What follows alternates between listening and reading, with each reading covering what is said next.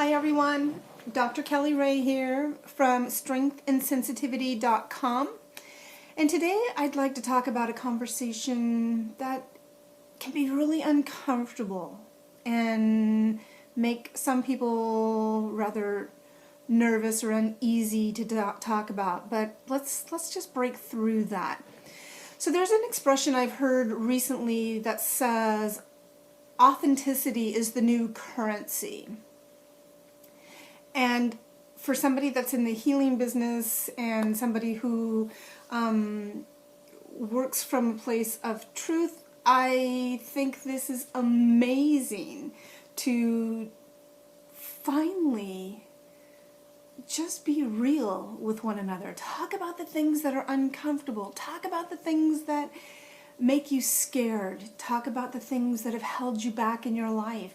And what you've done to break through those things.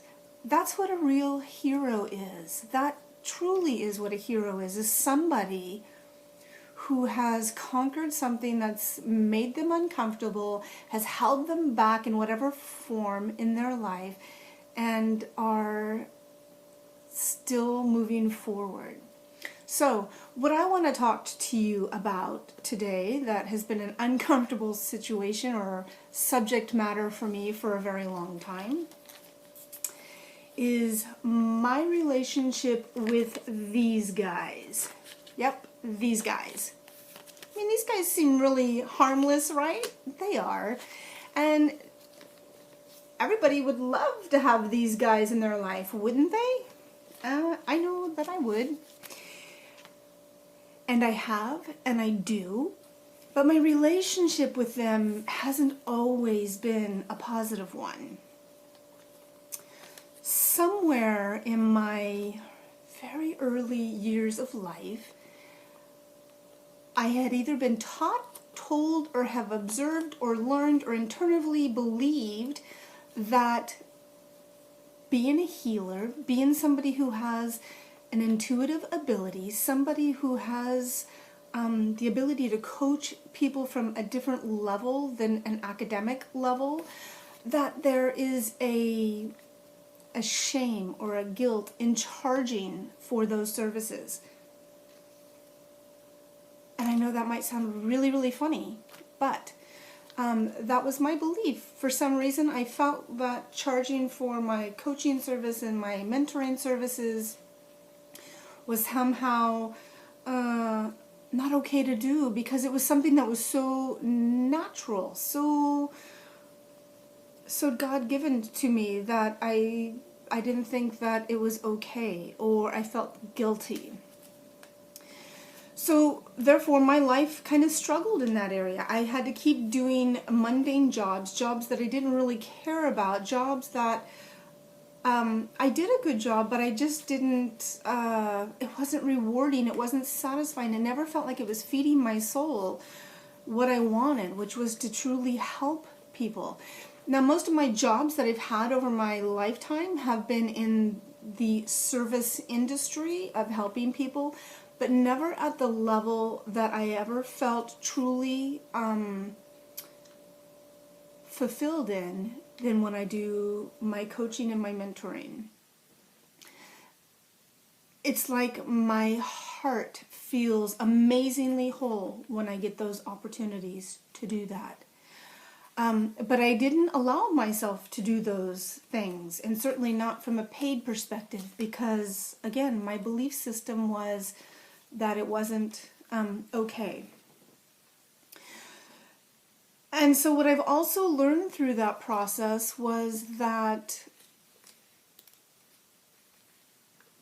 it's hard to be fully 100% present for your clients in that mindset, because you're always, at some point in the back of your head, worried about how you're going to pay the bills, how you're going to put gas in your car, how you're going to take care of your family. And so although you're delivering great messages and you're impacting people's lives in a positive way, my own life was suffering, and I didn't realize it because I felt like if I just worked harder, if I just did more than what I was already doing, then everything would somehow work out and somehow the money would come. And I didn't realize that that was a lie that I was feeding myself, because it didn't come. Trust me when I tell you, I was one of those coaches that at some point in my life, people would offer to want to pay me for my services, and I can tell you that because I had this very, very strong belief that it wasn't okay to take money for this, I could talk anyone out of paying me for my services. Anyone. I had every argument down that there was to have down as to why they didn't need to pay me. What I also didn't realize was I was also selling them on why I wasn't good enough to help them.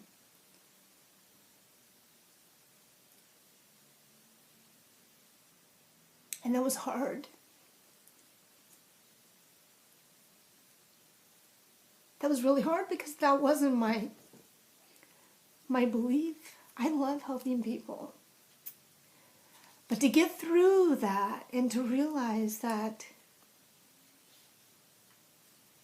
I was okay, I was valuable, I was worthy of